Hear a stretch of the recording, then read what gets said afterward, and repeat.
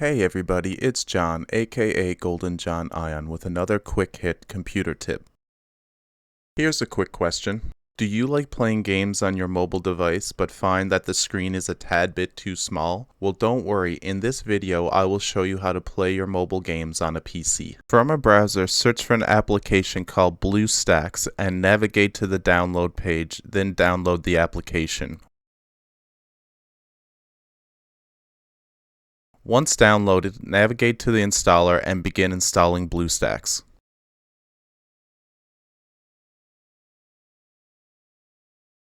Once installed, open BlueStacks and sign in with a Google account. Now that you're signed in, you can begin installing and playing your mobile games. And there you go, now you have the ability to play your mobile games on a bigger screen.